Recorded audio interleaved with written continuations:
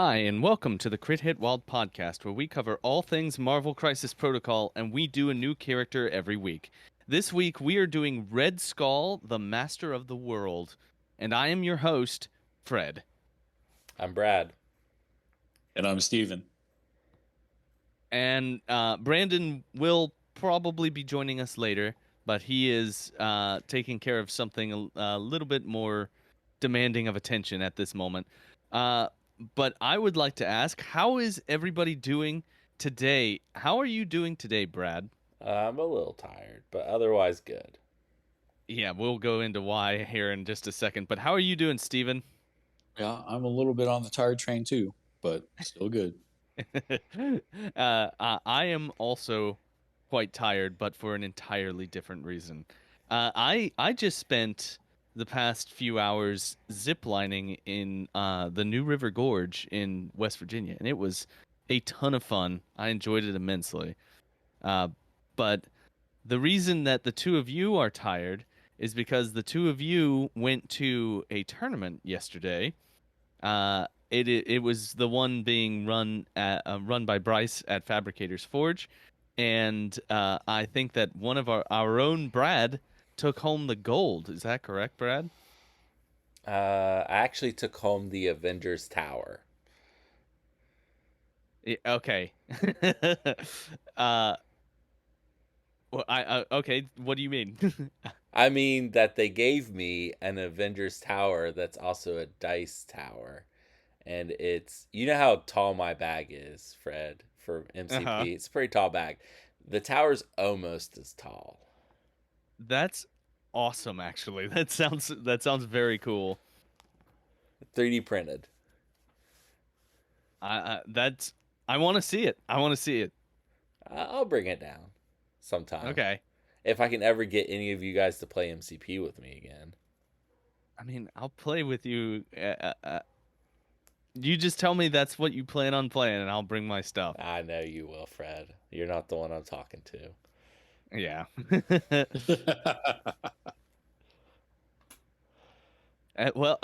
Steven also did an excellent job at the tournament. That I believe that you went 3-1. Is that correct? Yep, that is correct, sir. And All right. fourth place? Fourth place, yeah. So I was in the prize pool. Yeah. Obviously, it depends on strength schedule, and mine was there at fourth place. So Well, but you still did great. This was a no. I felt good about it. I felt good okay. about it. The really good thing is that Brad and I did not have to play. Yeah, it was nice not playing people I play normally. Because I did not play anyone I get to play normally. Well, that is good. Tell me about your experience. What was your first round, Brad? Well, first of all, the listeners should probably be told what we played. Oh yeah. Okay. What I did you play? What did you play, Brad? I played Brotherhood, and I'm gonna go ahead and spoil my full roster and all that stuff. But it was trying to play Magneto as much as possible. Uh, I did 50% of the time. That I wanted to do more, but it was 50%. Magneto, Mystique, Toad, Juggernaut, Rogue, the Blob, Pyro, Sabretooth, Apex Predator, Emma Frost, and Hulk. Oh. Played Asteroid M, Marked for Death, Magnetic Refraction, Mission Objective, Sacrifice, Pyrotechnics, Grievous Wounds, Deception, Exceptional Healing, Do You Know Who I Am? And my secures were Demons, Gamma, Mayor Fisk. Extracts were Research, Fear Grips, and Mutant Extremists. Most of those characters and most of those tactics cards weren't played. Probably about half of each. I just never Okay. played. So the first round, I played against a guy named Mac, who's playing Avengers. We played 17 Threat. The scenarios were mutant extremists, target U.S. senators, so senators, and infinity formula. It was senators. I had a concrete plan for senators, so I played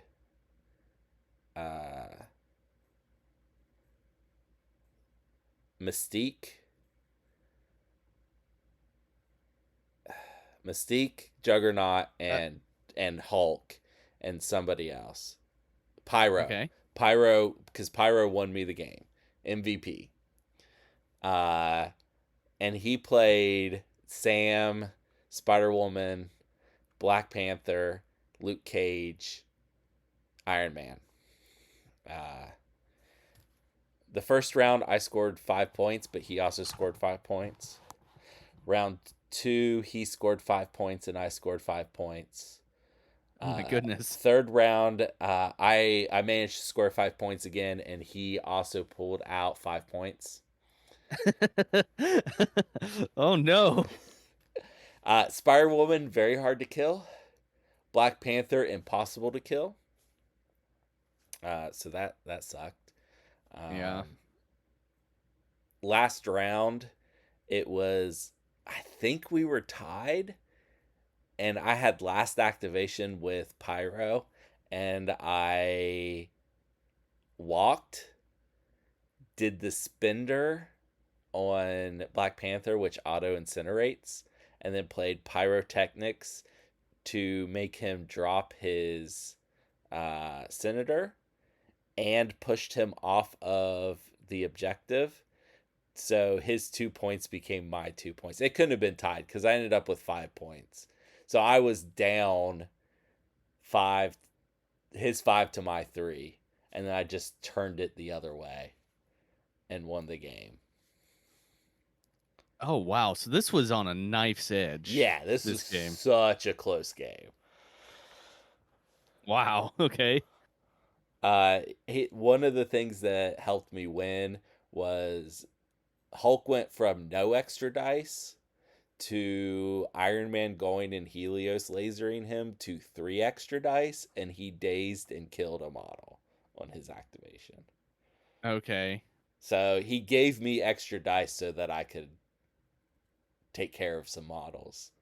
He attempted the Helios laser Hulk takedown, and when you come for the king, you have to come correct. He rolled 20 dice. I mean, that's pretty good. He had 18 health left. And okay. So he was not going to kill Hulk. And he ended up with Right. 11 hits, and then I knew for sure I was going to be safe. And Yeah. that's all it took. Yeah.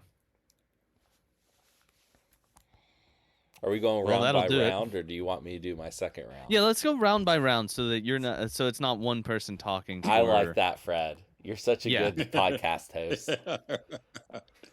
Excellent. Steven, what did you bring? What was your roster? Well, my roster, Midnight Suns and Defenders. I brought Blade, the new revamped Daredevil, Doctor Strange, the Immortal Hulk, Hulkbuster, Ghost Rider, Iron Fist, Moon Knight, Wong, and Magic. Oh my goodness. I want you to know that I love this roster that you put together. I already love it. And Okay. did you just throw this together like within the past week? I made some decisions. I was thinking Voodoo and Cat might not be as good as they once were, and so I opted Daredevil in for Voodoo and Magic in for Black Cat. Okay. And what was your first round? What did you end up playing? I got tactics cards, my friend. Oh yeah, okay. Tell me about your tactics cards. I have Brace for Impact and Patch Up as my restricted. Mm-hmm. Siege of Darkness, Deal with the Devil, Heroes for Hire, Seven Sons of Cinnabis, Journey Through Limbo, and then my unaffiliated cards were Fallback, Smash, and Warpath. Okay. And then I ran Demons Downtown, Intrusions, Open Across City as Seals Collapse, and Deadly Meteors as my my secures. And then my extracts, I ran Scrolls, the Montesi Formula, and Alien Ship. Okay. So, first round, I actually got to play Mr. Dave Brown, who's from Morganton. He came up. I've seen Dave at the tournaments down in Charleston, but I've never played him until now. And we were playing Alien Ship and Mutant Madman, and he was playing Web Warriors. I'm glad we got Alien Ship because that's kind of my extract play against Web Warriors. And Mutant Madman doesn't do any favors either because those are both scenarios that can damage you. Yep. So we played at 18. I had priority, and I ended up winning this game 18-16. Another close one. Yeah, well, he was ahead most of the time. The highlight of this whole thing was because he brought Miles Morales, Hulkbuster, Spider-Woman, Ghost Spider, Toad. I countered with Blade, Ghost Rider, Daredevil, Magic, and Wong, but I still went with Midnight Suns. And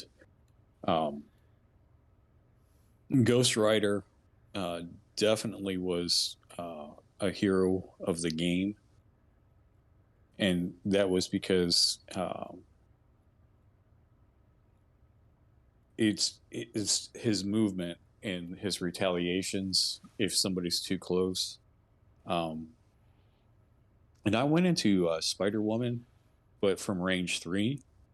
And in my experience, she had a little trouble staying on the table.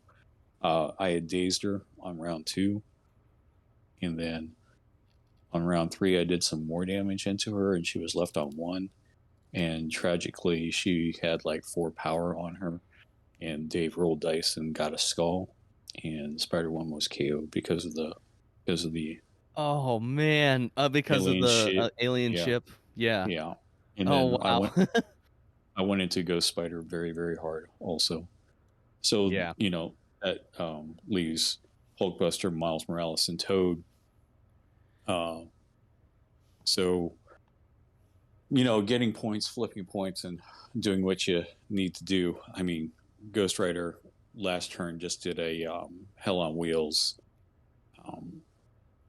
Flipped a point, moved twice, flipped another point, and picked up an alien ship. So, I mean, it's Ghost Rider. What can I say? Yeah. So That's what he does. But Dave was very, very nice, very congenial, and we had a good time. Like I said, it was a good game, 18-16. Yeah. It sounds like things just turned around right at the end. Correct. Yeah. Okay. So let's move on to round 2. Brad, who did you play round 2, and what was the game like? I played Nick Angelo. No, No, you I didn't did not. play- That was third round. Sorry, I played Brian. So he was playing Spider Foes, and we drew Struggle for the Cube and Demons Downtown. Okay. Yeah, and Demons Downtown was mine, obviously. Uh-huh. And I ended up playing Magneto. We got 17 points. So I played Magneto, Juggernaut, Hulk. That was my whole list. Oh my god. No, we played 19. I got Toad in there too. He played a list with Cassandra Nova. That was a mistake. Yeah. Because Juggernaut has 5 Mystic Defense. Magneto has 6.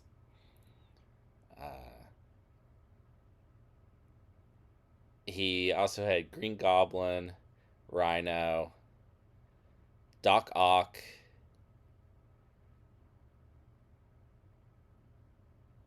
Mysterio. That might be Oh it. boy. So that was 2 models that are very mystic attack heavy. yeah. So the first round, I dazed Doc Ock. The first activation of turn 2, I kill Doc Ock. Oh boy. I daze Mysterio that round. And then the next round, I kill Mysterio and daze Rhino. And the final score ended up being 16-7. I was pretty in control of this game. He didn't have the tools to take out Magneto or Juggernaut. And a spoiler for the rest of the tournament, nobody could deal with Hulk. So Yeah, it's almost as if he's the bully of the meta right now. he definitely is. But then again, Brad didn't play me, so Yeah, you were talking earlier. You think you do have the tools to deal with him. Nobody I played did. oh yeah, definitely. Yeah. Okay. Well, what was your round 2, Steven? I played Nick Angelo. That's why you were so sure all real quick that I didn't. Yes, yes. Oh, I knew you didn't. This is my one loss. I lost 13-15, and this is all on me because Nick plays a very good shield, in my opinion. And we were playing Legacy Virus and Intrusion, so it was 19 on a C scenario, which is what I wanted. He was playing Nick Fury Jr., Nick Fury Sr., Crimson Dynamo, Iron Man, Luke Cage, and Black Widow from the core box, the 2.1. I went with Immortal Hulk, Daredevil, Iron Fist, Doctor Strange, doing Daredevil's leadership. Okay.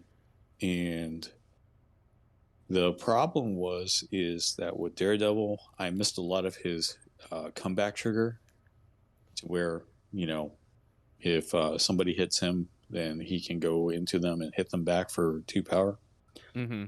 I missed that quite a bit. And I was making some not so good plays with some of my other pieces, to be honest. But like the first round, Nick had 3 points, I had 4, and then I would daze somebody, and then he would come up to 4 points. That comeback mechanic that Shield has is kind of hard to deal with sometimes. But Yeah. But my time management for my clock was drastically.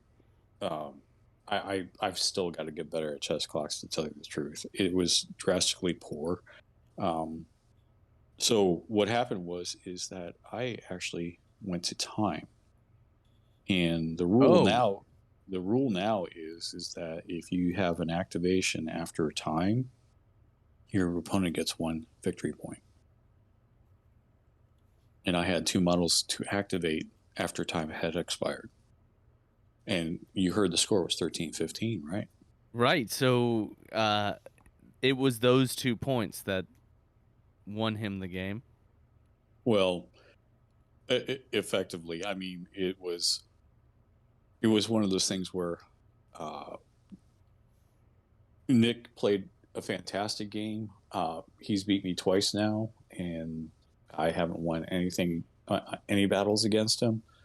But with the mechanics and what I had to do on my side, Daredevil being a brand new character to me because I only played him once before the update.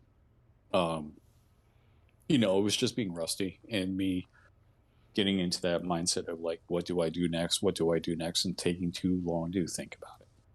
So, I mean, he probably would have won the game, I would say anyway, but I could have been better about it myself.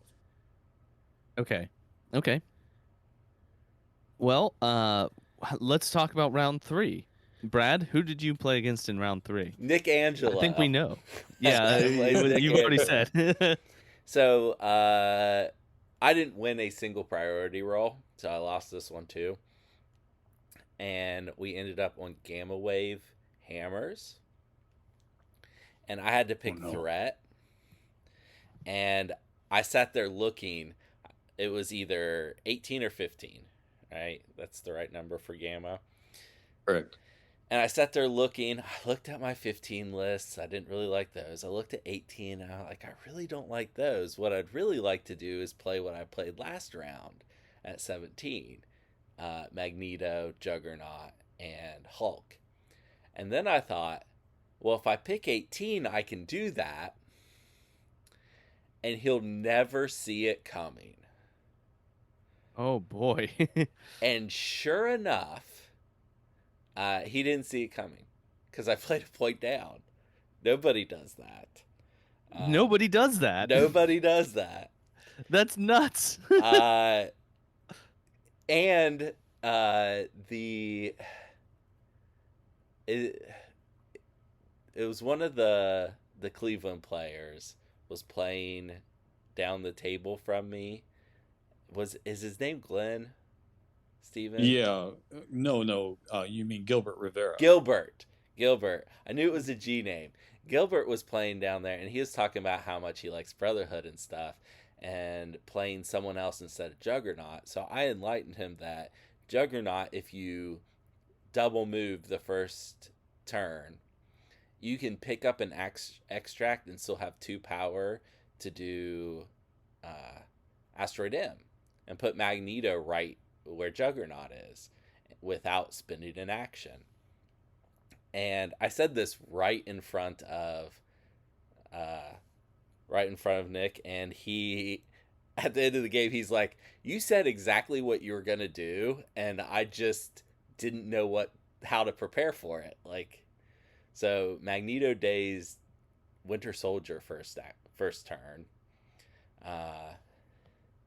This was a close game. I think I gave him 2 free victory points from dazes. And for 2 rounds, he was ahead of me on points, and I was really worried. But then attrition, the last turn of the game, hit so hard finally. Like, it mattered so much that I pulled ahead and won the game at the end.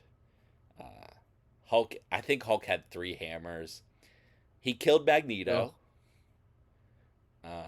Magneto was the only model to die all day. But he killed Magneto. But Hulk and Juggernaut, they pulled it out. I mean, Hulk with 3 hammers is just... That was just the last turn that he had 3 hammers, though. It's still brutal. Yeah. It's brutal. It made me killing his already dazed Crimson Dynamo pretty easy. Like, I think I did it in a single attack. Yeah. Okay. But that was another really close game that could have gone the other way. Right. And you're playing a point down. And I'm playing a point down. Because you're that confident. Well, no, because Hulk probably should be a point more than he is. Yeah. I mean, they did do that. They just have another Hulk that's 7 points instead of 6. And still probably isn't as good. Still good. Yeah, probably. Still good, but maybe still not real as good. Still real good. All right, Steven. What was your round 3? Round 3, I played Mike. I'm sorry, Mike, if you're listening. I don't know your last name, but he's in our Cleveland area. He's our new player, and his handle is Samurai Snuggles. So we were playing Montesi formula at Demons Downtown, so we played at 19. I had priority, so he chose and on this one I won 17-7. And he was playing Dark Dimension, Scarlet Witch, Dormammu, Lockjaw, and Hood. Ooh. I chose Defenders, going with Daredevil again to give him another try. And whenever I see Dormammu, there's one piece I pull out all the time, no questions asked. You know who that is? Who's that? Ghost Rider. Yeah. And then Doctor Strange, Iron Fist, and Wong to finish out the roster. like I said, Mike's relatively new. He's learning. He's played other games before. I expect his level to come up very, very quickly, and he'll be competing. But there was two instances where things kind of went backwards for him, and I believe that's not being familiar with the characters I was playing. Sometimes, Dormammu did an attack into Daredevil. Or no, excuse me, Iron Fist, I believe. One of those two. Anyway, he rolled a bunch of crits, and Ghost Rider was within 3, and Ghost Rider made those crits explode into damage, and it dazed him. Yeah, And that was his first activation. Iron Fist got the Iron Fist off twice in the game. oh man. Once on Dormammu, activating him again, and then the piece that really hurt was I had gone into Scarlet Witch and Lockjaw and left them on 1, and of course with the Dark Dimension leadership, if you have over 6 power, you take a damage, right? Yeah. And those 2 dazed in that round, and that's the round that I closed out the game. So it was just a lot of, he didn't know what my stuff did. Strange was a problem, pushing Dormammu off the point all the time. But, like I said, I expect Mike to get better at the game. So we'll see how he comes up. Like I said, he's in my area. He's coming on Thursday night, so he's gonna learn some things from me, I hope. So we'll get there. Okay. All right. Well, and now the finale. Brad, what was your last round? So the final was X-Men versus Brotherhood, which is just my favorite thing. I love that. I played against Nick from Erie. I like playing Nick because Nick reads the comic books. I don't get to talk comic books very often with people, so I always like. Yeah, and Nick's a mutant fan too. On top of it, yeah, he likes the mutants just as much as me. So we got Hammers and Extremis, and we both thought that they're both D, but we thought the Secure was a pay to flip. We cleared it up before we ever activated our first models, but we both thought at first that we were playing a pay to flip, and I was sad because I was like I played Mystique leadership, and I'm like I don't get to use part of her leadership. The other part's still really good, but it's nice when you can use both. And then it wasn't a pay to flip, so I did get to use it.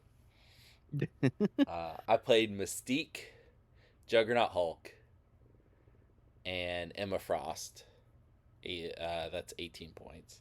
He played Cyclops, X-23, Beast, Rogue, Logan. That should be 18 points too.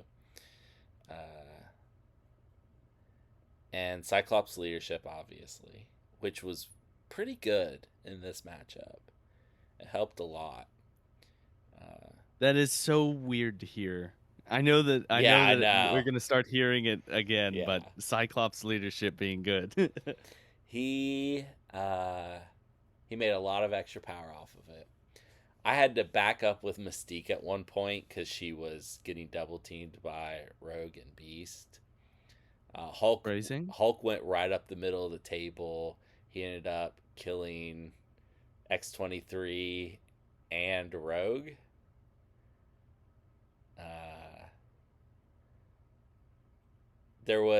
He was playing Logan really great. Like he was moving from one D to the other while doing damage. Unfortunately, I had Juggernaut on those 2 Ds. So Juggernaut would pay a power to put down Mystique's thing and then walk, slide, punch something and daze it. And then except the last turn, I didn't daze Cyclops. I just contested there. But I either contested or took over that, and could leave the other one safe. But then he'd move over there and get rid of the token. But then I'd just put the token on the one I'm at, and then move over to the other one. So Masik's leadership's great with Juggernaut. He takes so much advantage of putting that token down and then just getting it anywhere else I need him on the board. Yeah, I mean that's a really strong combination. This game ended up 18-10, and it was very, very close, I think, until the last turn. And I scored. I had every hammer, and I scored 3 out of 4. So I scored 7 points to his 0. The last round. Yeah, so it was 10-11 on the previous round, and then I scored 7 points. So Yeah. with this list, it feels bad for a little bit, and then attrition finally pays off. You're so used to playing X-Men and getting ahead early. Yes, So, I am. I'm not used yeah. to these games being close early. I'm used to them ending in nail biters. And this is like Welcome, the opposite. well, welcome to my world. That's what I do.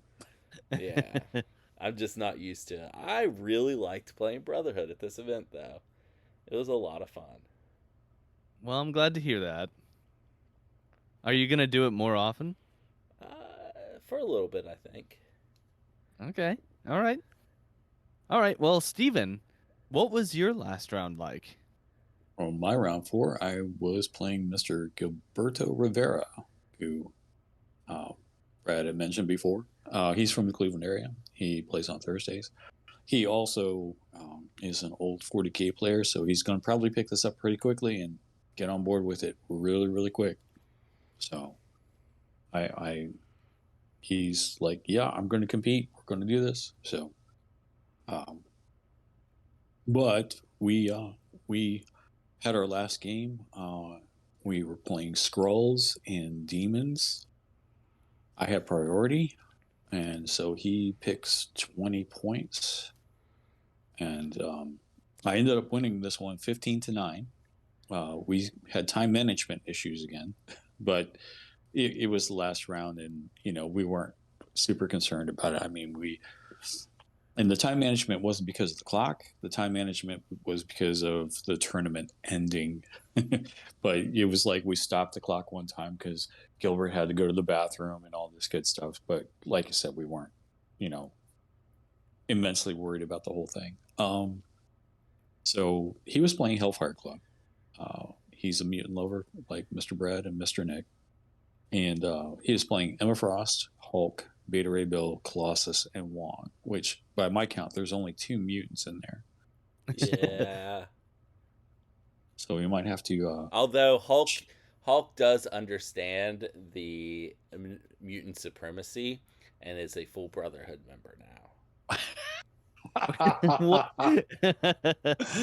All right. Well, fan fiction aside, I went back to my Midnight Suns. I played Blade, Hulkbuster, Ghost Rider, and Doctor Strange. Okay. Oh wow. Okay. That's that is a tall list. This is a team. Let me tell you. So, Hulkbuster with Bump in the Night, and then moving up, shooting something, and then hitting and running. He's all over the place. You can't stop him. And he controlled Hulk very well. Just keeping him back with the push, do a meteor punch, throw medium. It's just Hulk's not doing much. So it was a very, very good counter. And the extra mobility that I got from Bump meant that Hulk couldn't get back to me. You know what I mean? Yeah. Doctor Strange was doing bad things to good people also by pushing them off points quite often. And then so Blade was What's that? So Wong, he pushed Wong. The That's one. the only like good person in that list. Right. No, he got to Beta Rib. Wait, see, Oh, I guess Beta Ray my Bill is a pretty good person. Well, not a yeah, my person, Hulk, but otherwise. yeah, my Hulk Buster was taking care of Hulk by pushing him, and I was taking care of Beta Ray Bill by pushing him with Doctor Strange. So, and then that, Blade was just kind of hanging out doing his thing, um, because it's Skrulls and Demons, and Ghost Rider was the piece that kind of cleaned up the rest of it. So he did get Hulkbuster down, and was about to take him out, but my Ghost Rider got to activate beforehand, and then I guess Gilbert wasn't aware of the card. So the amazing thing about Hulkbuster is that when you're in little man form, you're still a healthy character. You sure So are. So I activated Ghost Rider. And Ghost Rider's like in front of a bunch of people, and Hulkbuster, the little Hulkbuster guy, is away, and he goes into Ghost Rider, takes off his last points of damage, and then I do deal with the devil, and he goes, "Oh, okay, what's that?" I said, "Well, this is Oh what no. happened," Oh no. because that allowed Ghost Rider to go twice because you remove your activated token. Yep. You know, Yeah. I wasn't sold on Hulkbuster in Midnight Suns until right now. Yeah, Oh, I got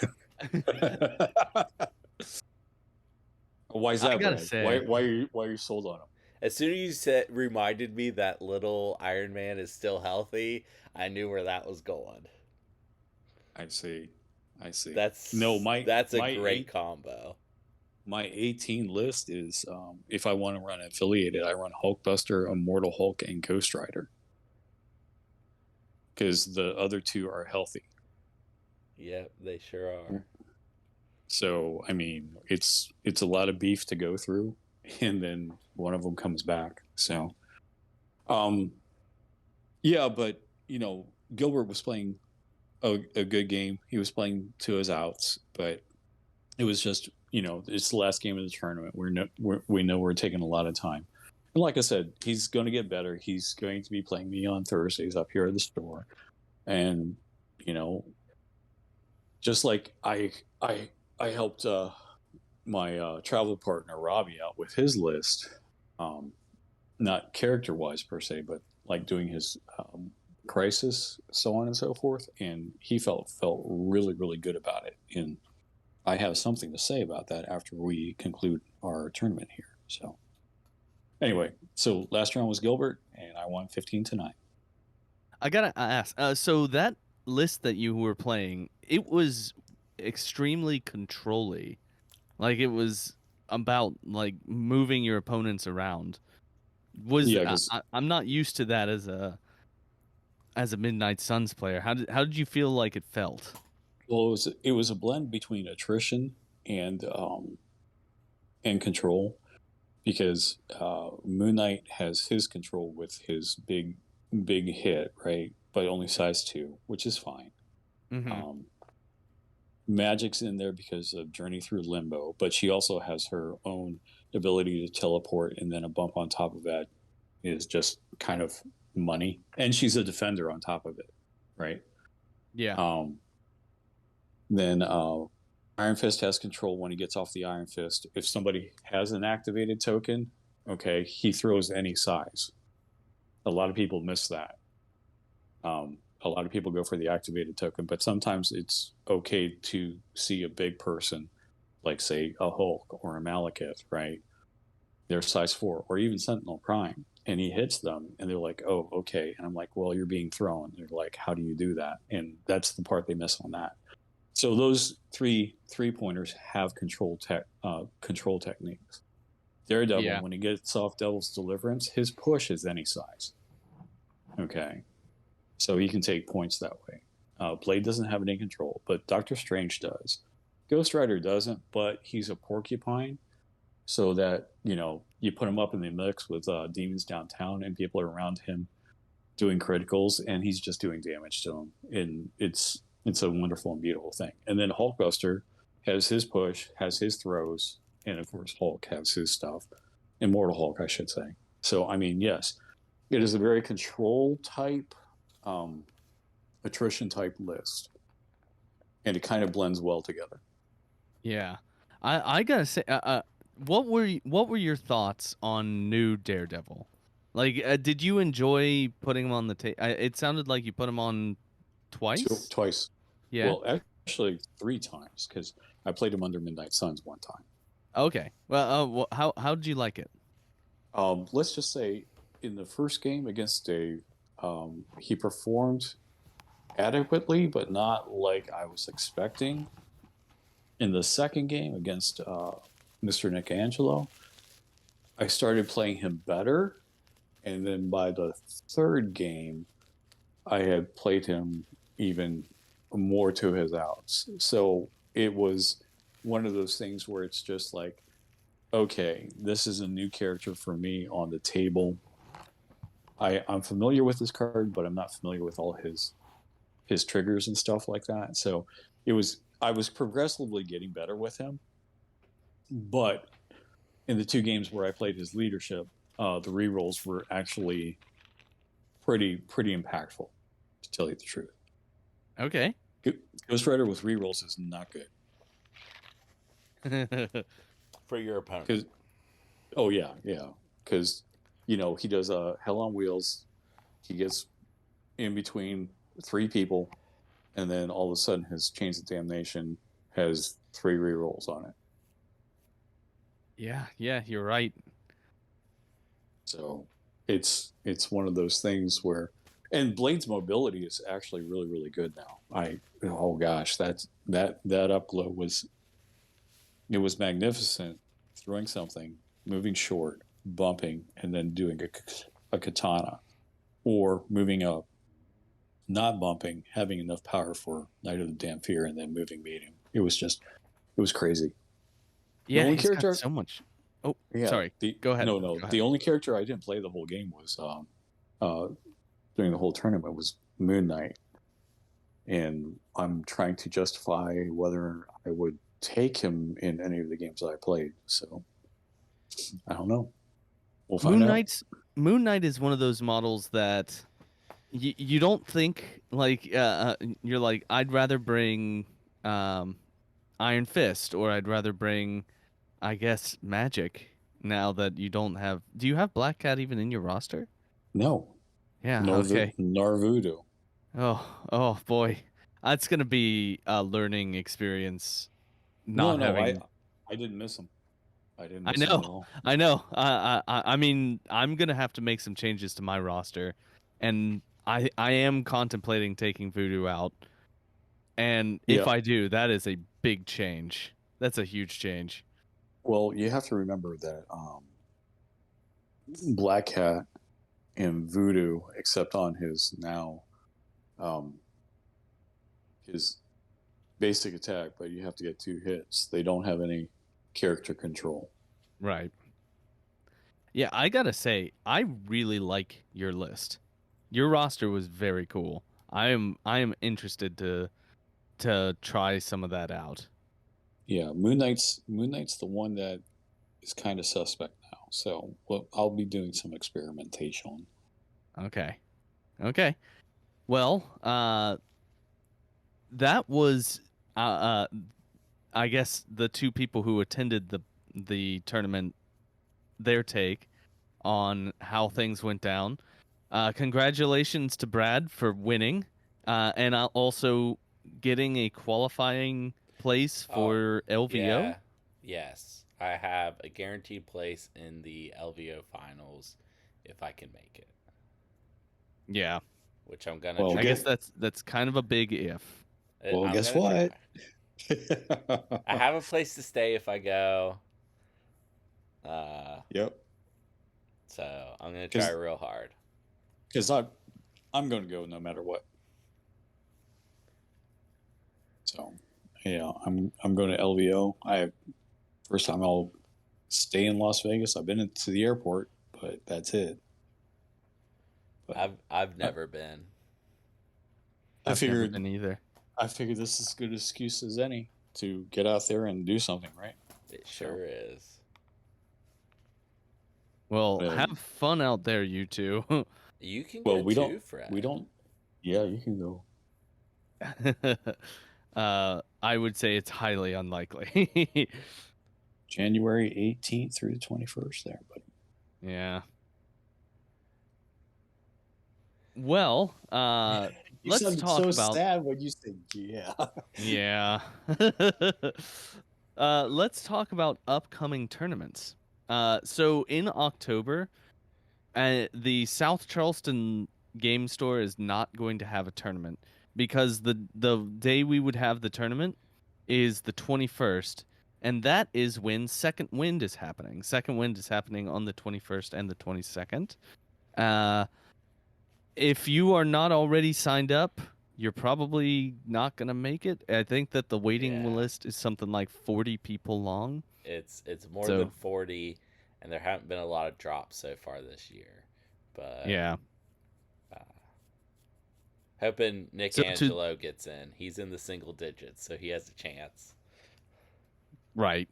To those of you who are going, break a leg and have some fun. Are there any? I'm certain that there are going to be other tournaments happening in October. But I don't know when they are. of any. Yeah, I just don't have a beat on it. So Yeah, we'll have more episodes closer to then. Yeah. We'll figure it out. So But- do you want me to comment on Robbie and his tournament? Yeah, that he go had? ahead. Okay. Well, as you know, Robbie travels with me when he can, and we do the tournament scene, and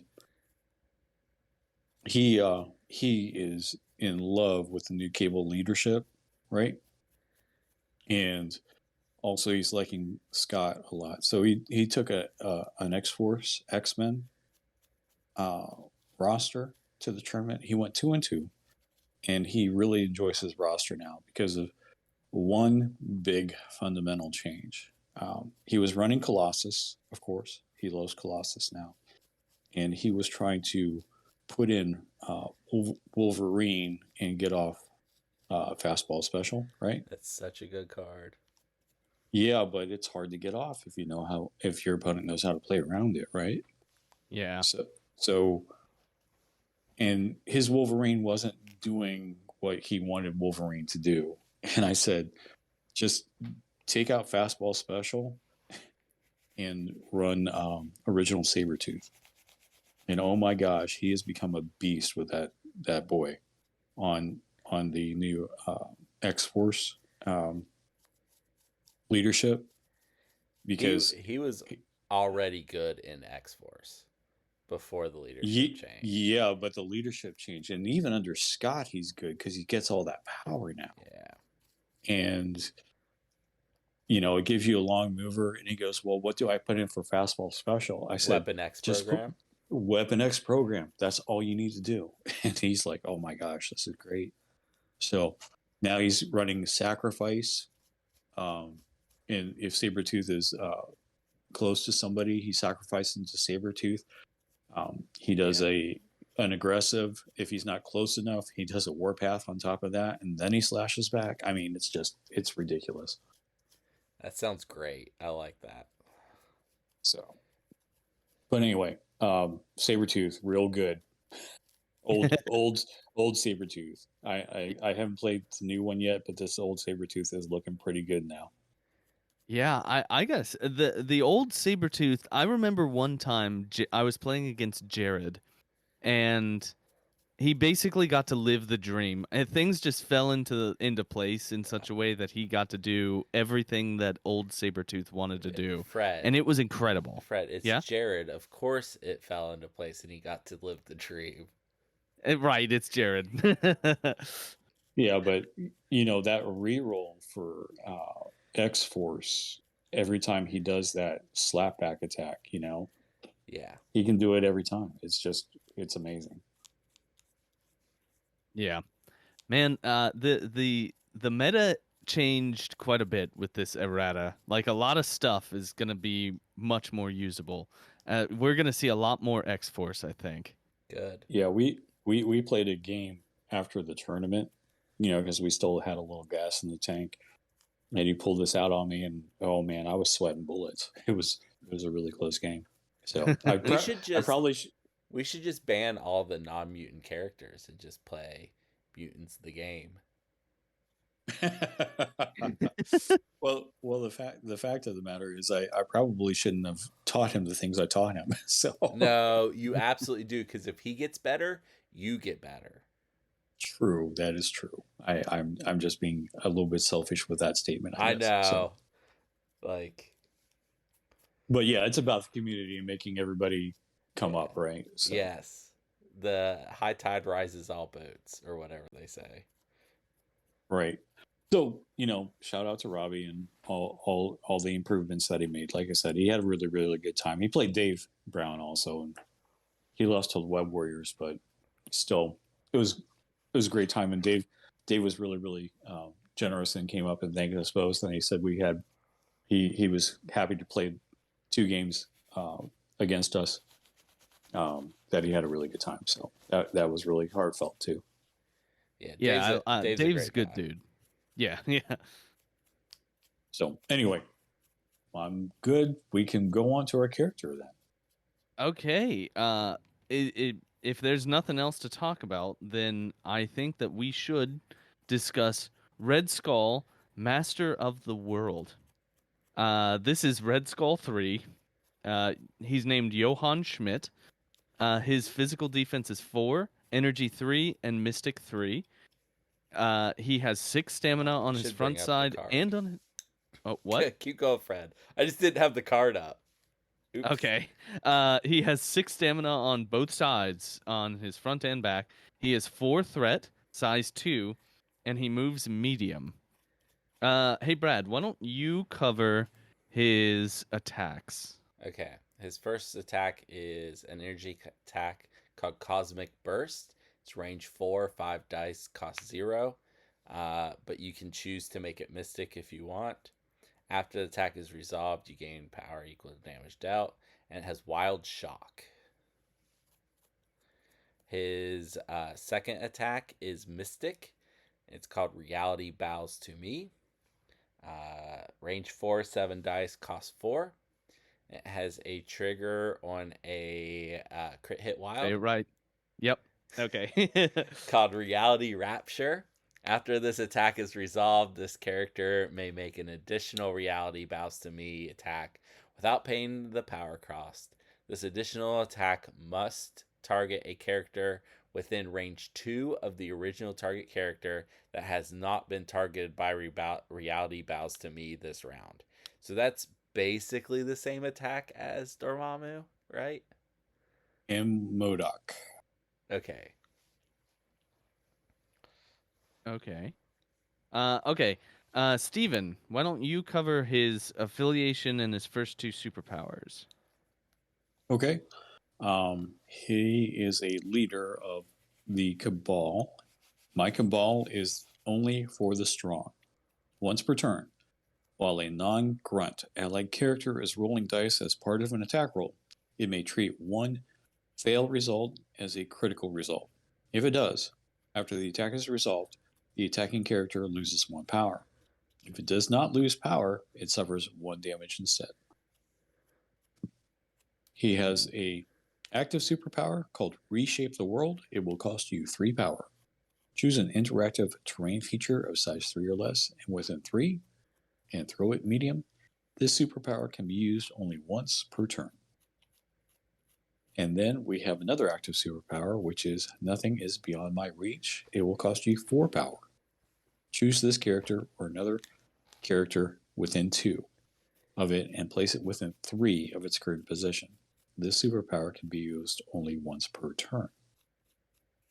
And then his final power is an innate superpower called Power is Only for the One Who Rules.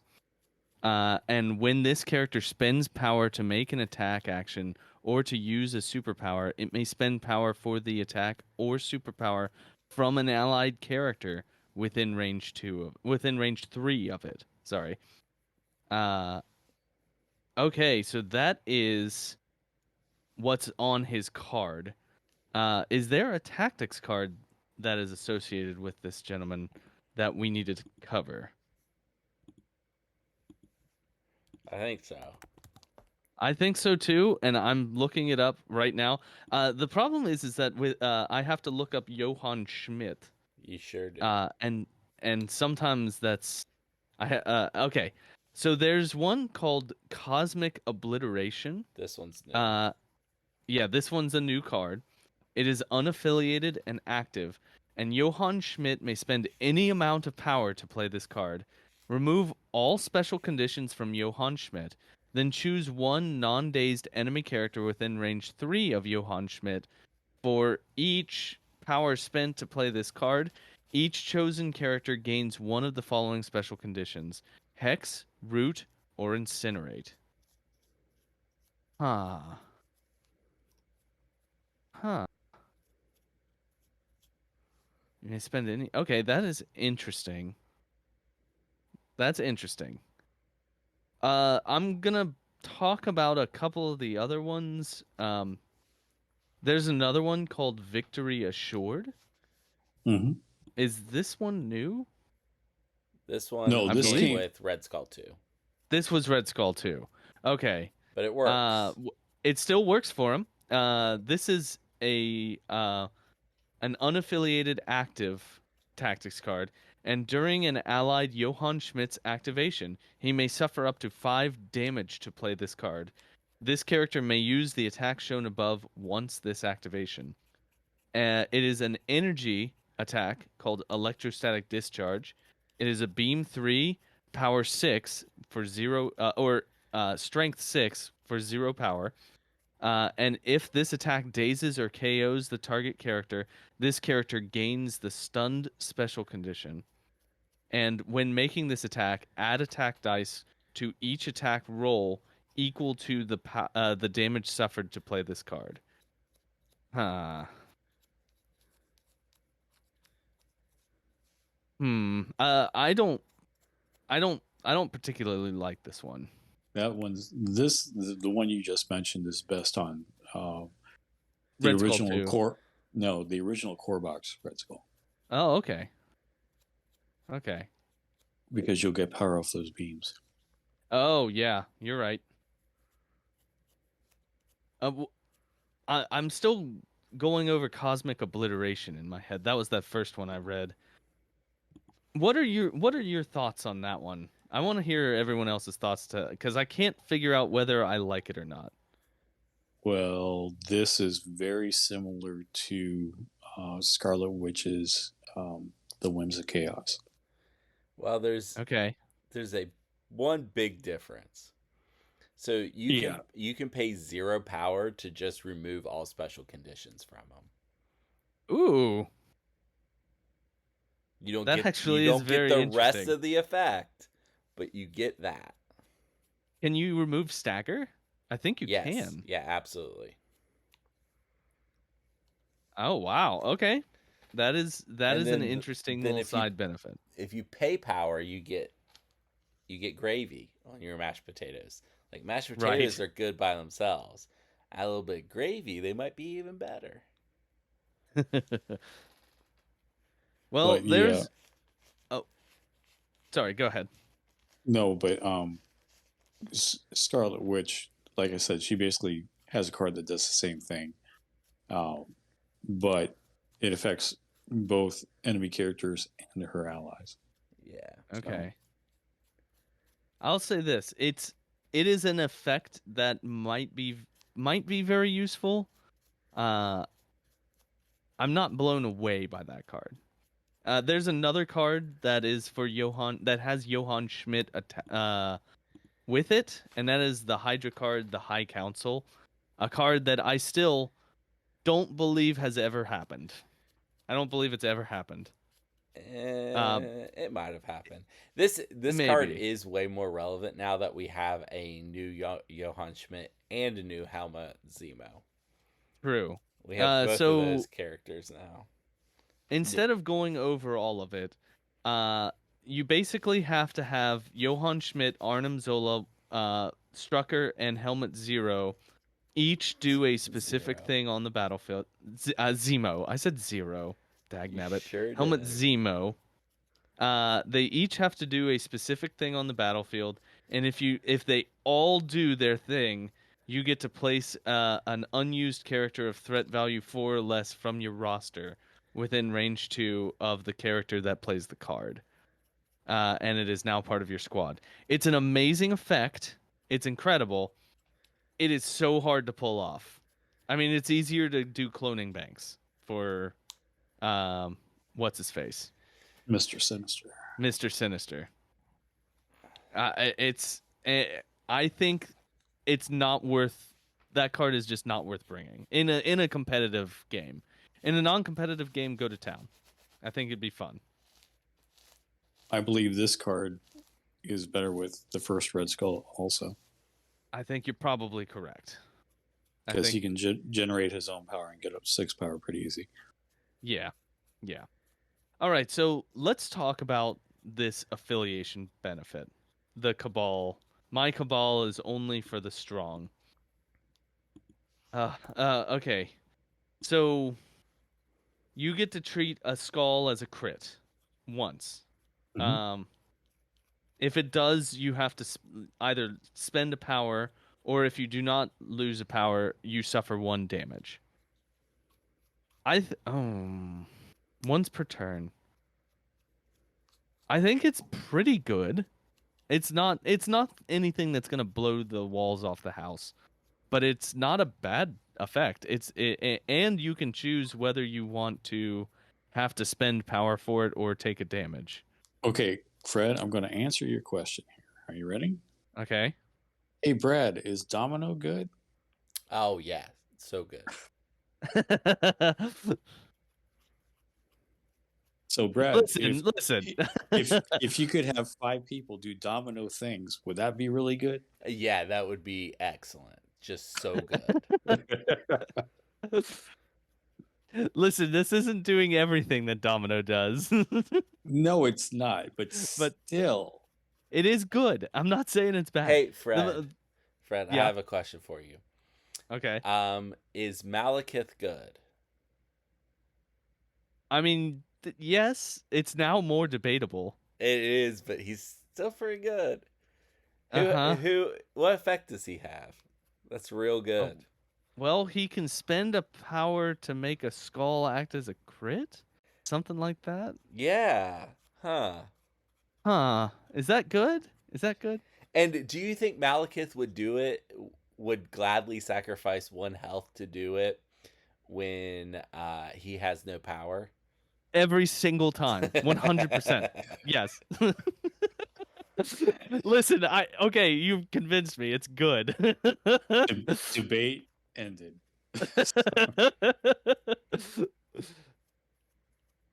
Okay.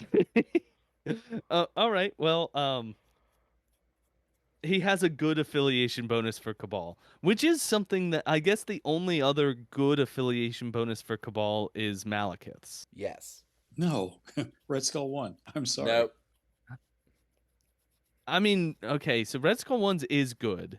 I think it's not as good as this. Definitely not as good as this. Yeah, but I'm not ready to throw the original Red Skull in the bin. So I am the original Red Skull is he is a guy with a lot of baggage. Specifically, I think that he has been outshone by his later iterations. I think Red Skull 2 is better than Red Skull 1, and I think that this is also better than Red Skull 1. You have to build your list around him, okay? But if you have plenty of rapid fires and beams, then Red Skull 1 is definitely better than this guy. Because this is only once per turn. Yeah, okay. Yeah, but you can play just better models with this guy. True. You don't have to build your list around it. It's just good stuff. But good stuff gets a little bit better. There's something about this guy I really don't like. So anyway. Okay, what is that? What is it? The thing that you don't like about him? He has no Hail Hydra. That is so big in a Red Skull 1 list. Okay, so tell everyone who's listening what Hail Hydra does. For Everyone, including me, because I don't know off the top of my head. For 2 power, if Red Skull is targeted by an attack, he may spend 2 power. He then shunts that attack to somebody within range 2 of him instead of himself. Right. Okay. Yep. You're It's right. the- That is huge. Or as Cerebro has it as a tag, reverse bodyguard. Reverse bodyguard, yeah. Correct. This is the reverse bodyguard is why Brandon likes the second iteration of MODOK so much. That's true. I mean, but that reverse bodyguard is free on the back, which is the best thing about it. Yeah. Yeah, but still, the original Red Skull can generate power like crazy. So Yeah, true. You're right. The original Red Skull is not completely shelved. He should not be completely shelved. but That is a very useful. This is not about the original Red Skull, but what I'm seeing with this guy is that he will not be a survivable. I think you're correct. I think you're right. He will, just because you don't have a bodyguard to shunt off to. Mm-hmm. I think so. I like power is only for the one who rules a lot. I mean, first off, this guy is going to spend power like it's nobody's business. I think he's power starved as can be. And being able to spend, you're gonna have to have him next to someone who is a power generator. Hawkeye. Yeah, Vision. I mean, actually, Hawkeye can't Okay. spend his power. He would love to donate it to Red Skull. right. Yeah. Vision. My first 2 actions, I gain 2 power. I gain 2 power. I'm up at 5. Go ahead, Red Skull. Do your thing. So Yeah. Hmm. So here's the truth: is that I read through this guy when he first came out, and I haven't thought about him since. And I'm not super into him. I his have a cosmic burst is good, giving out a shock. yeah. It's range 4, and you can choose. That's always a good attack type when you can choose. Well, I mean, Re- that's a good attack. His leadership's good. He has a size 3 terrain throw. That's good. Throws at medium. Yeah, he can spend other people's power to do that. And a range 3 place is really good. It's Like, great. Is excellent. he And like and that's any character, by the way, Yeah, not it can allies. be. It right. You can move enemies around as you want. all Reality that stuff's bows so to me. good. So I have a question about reality bows to me.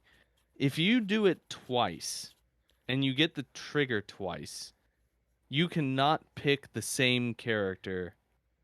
Like if you target the same character initially and there's another character within range 2, if you get the trigger on the second attack, you can't pick that other character No. because it says it Right. cannot target someone who has been targeted by this round.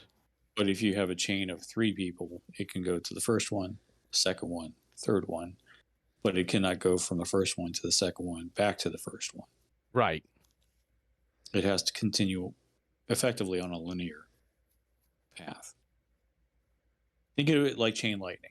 Chain lightning doesn't reverse itself. Hold on. It doesn't say that it doesn't have the reality bows to me rule on the second attack. Right. So you can keep chaining it.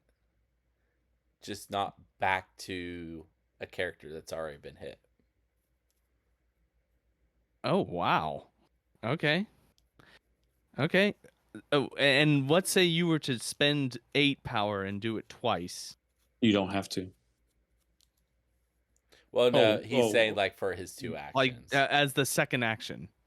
So Oh, the original attack can hit anyone you have already hit, right. but the extra attacks cannot. Right.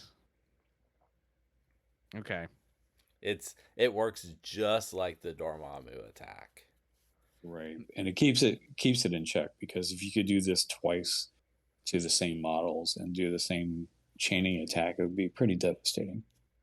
Yes, it would. I have another rules question, and I think that these are important for everyone who's because I'm trying to work this all out in my head.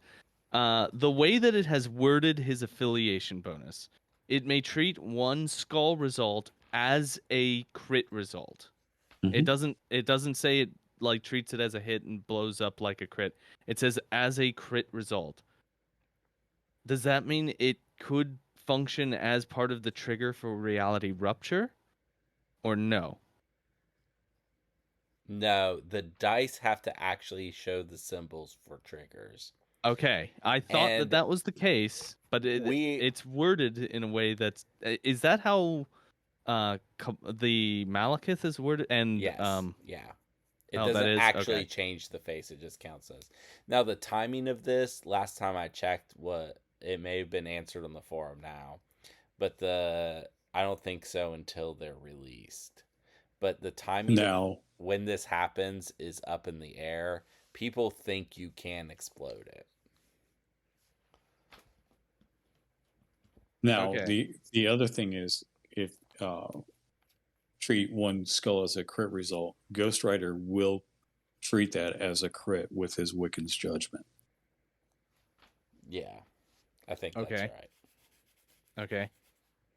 Huh. Just like if he went up against, say, like Domino or Malekith, and you roll 3 skulls, you have a hard decision with Ghost Rider there, saying, "Do I really want to change these?" So, Right. Right. Okay. Well, let's give this guy a letter grade then. Unless is there anything else you guys want to talk about? Um, what's on his card? No, I mean, I I think think we I feel like covered I've it. been, yeah. Okay. Uh, well, I'll go first. I'm kind of like in a weird place where I know that he's probably very good. I just I'm having trouble seeing a really high letter grade on him. I'm gonna give him a B minus. I'm gonna give him a B minus. I think that that's probably where I am. What about you, Steven? What are you thinking for Red Skull Master of the World? I'm at a C plus. C So, plus? sure. Yeah. Okay. I like my leaders to be a little bit survivable if there are 4, and I'm not seeing that on this guy. I think that he's supposed to be outside of the fight. I think he's supposed to be at range 4. Yeah, but then he can't use his "nothing is beyond my reach." He can't Right. use his "reshape the world." I mean, Right? his power is only for the one who rules. You Right. know, I mean you're correct. Okay. So, what are your thoughts, Brad? I think he's a B. I think he's a pretty solid pick for leader in Cabal. Um, I think he'll see a lot of play. I don't. I don't see him splashed outside of being a leader, probably. Especially not in other factions. I guess in Cabal under. Well, in Cabal under Malekith, I guess you're gonna play Red Skull too. But Yeah, yeah, yeah, absolutely. It wouldn't be this one. no, it wouldn't be this one. But I think so he's a decent leader. Yeah, he's decent. That's the Well, that's problem. that's I that's B. I think that this is the second best Cabal leadership. Oh no, I think it's the best Cabal leadership. You think it's better than Malekith's? Yes, Malekith Mm, is just attached to Malekith. Malekith's I is a really good leadership. I have one question, rules wise, for you, Brad. Yeah. Now that we're thinking about it, it says once per turn, while a non-grunt ally character is rolling dice as part of an attack roll, it may treat Yes, one you skull can use it result. on a scenario. No, it's an Oh. attack roll. Oh, it Okay. is attack roll. Okay. Anyway, what Okay. was your So question? let's say say you roll 2 crits, 2 hits, and a blank, right? And those 2 crits, let's say they come up a shield and a skull. Can you now treat the skull as a critical result? Once again, not confirmed by AMG on the forums yet until this model was released. But I think the answer to that question will be yes.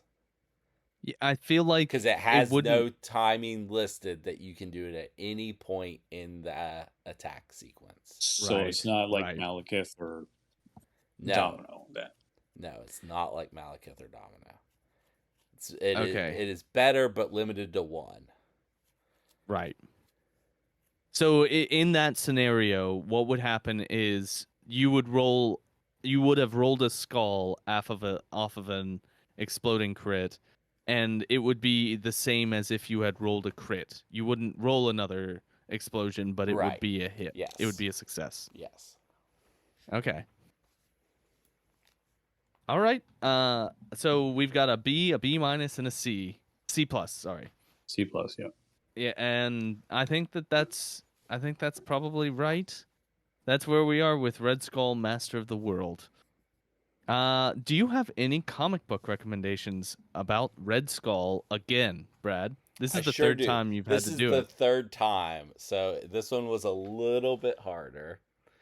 Luckily, the second Red Skull's never been in a comic book, so Yeah, I he's just made up. I just had to pick something. But I got two here. I've got Tales of Suspense number 80. This is by Stanley and Jack Kirby. Uh, Maybe the greatest duo in comics. Uh, but they tell a story about the AIM creating the cosmic cube and Red Skull betraying them to get it, and the potential end of the world. You know, it's comic books. You gotta end the world.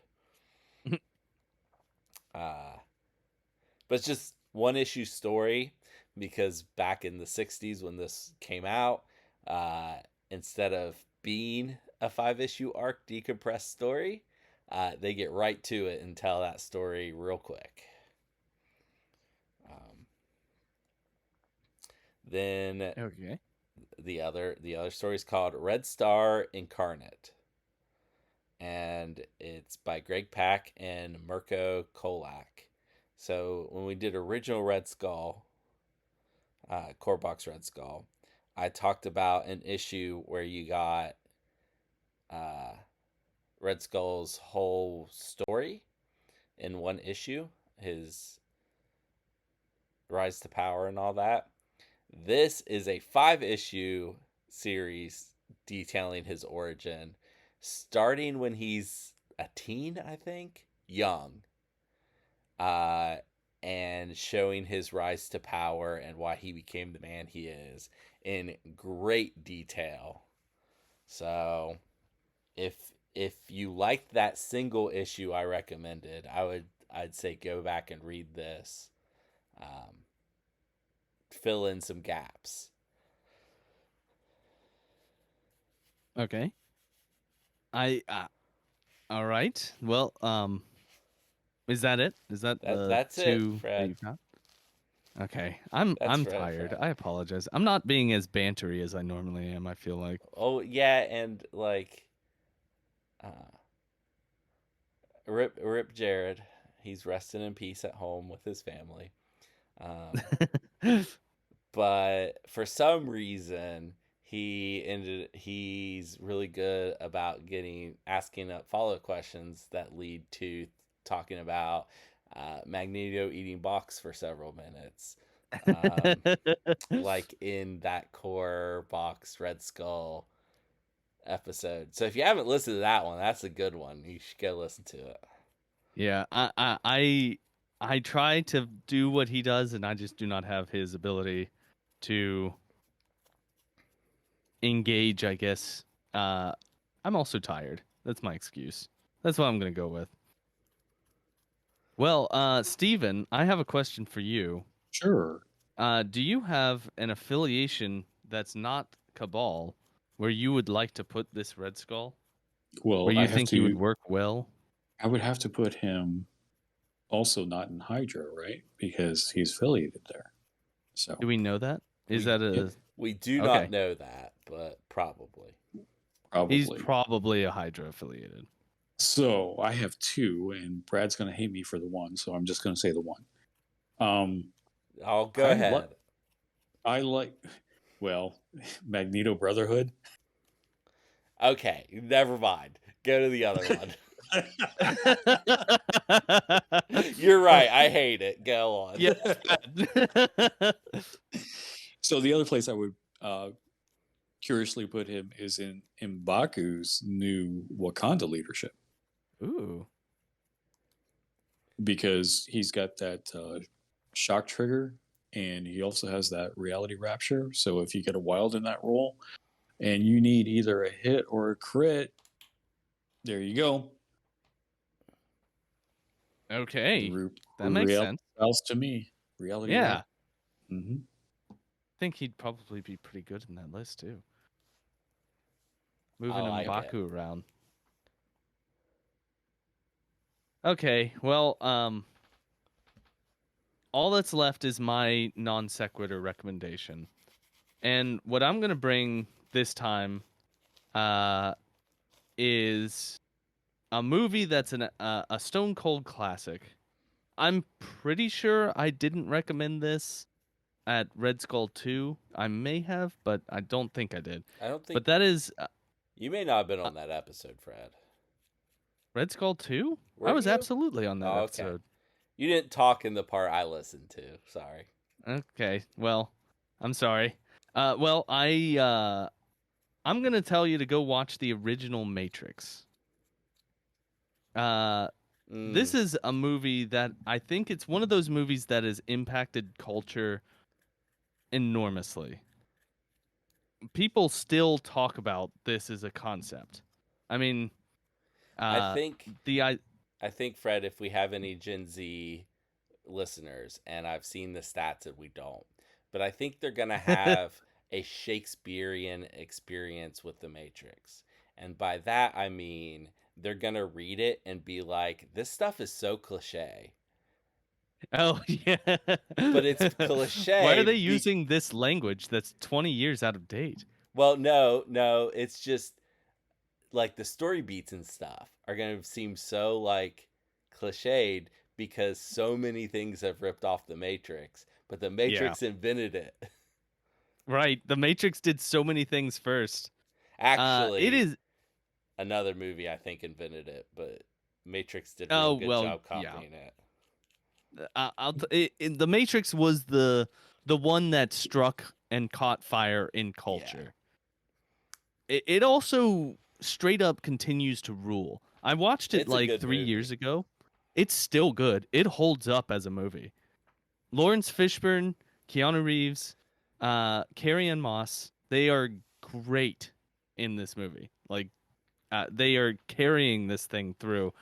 And it turns out that the story it's telling is also compelling as can be.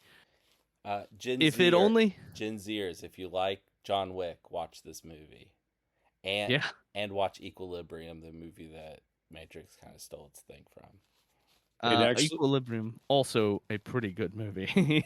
it actually, in the second and third iterations, it actually has my favorite actress in it. So who's that? Monica Bellucci. Oh, okay. Oh yeah, she's the person who's the Carolingian's wife. What I think that's correct. The Merovingian. Merovingian. Yeah. Mm-hmm. I just like the foreign ladies. That's all. I mean, she is a very attractive woman. I'll be honest. And she can curse at you in 5 languages. So. Yeah. I'll say this: everyone who has not seen The Matrix, go watch it. It's good, and it's not just good; it's great. And the reason that is my recommendation is that it's played by Agent Smith is played by the same actor who played Red Skull in the Marvel universe. So Maybe they would like to know who that is, Fred. yeah, I'd love it if I had that name off the It's top of my Hugo head. Weaving. Hugo Weaving, that's it. He also played Yeah, Elrond in Lord of the Rings. right. I think And that is a great actor. an absolutely iconic actor. I kept in my head saying Hugh Laurie, and I know that that's That not would have correct. been great. Him as Red Skull and Oh my him God. as Agent Smith would have been so good in a different way. So you were Weaving the second best Australian actor. After Russell Crowe. Oh, I guess he's third then. Who's the one you're thinking of? Mel Gibson. Oh, I'm watching a show right now with Mel Gibson in it. So I guess he's third best Australian actor. Well, maybe fourth, because you have another one, Chris Hemsworth. He Yeah, keeps there are a going lot down. of good Australian actors now. Nicole Kidman. Yeah. People forget she's Australian. Oh, he keeps going down the list. So sad. All right. Well, everybody out there, go play some games. Go get the core box when it comes out. There's a lot of good characters in it. When does the core include- box come out for our listeners? October something. October date. 13th. October 13th. Is that a Friday? Yes. What a day. Friday the 13th. Go buy the new core box and have some fun out there, everyone. Goodbye.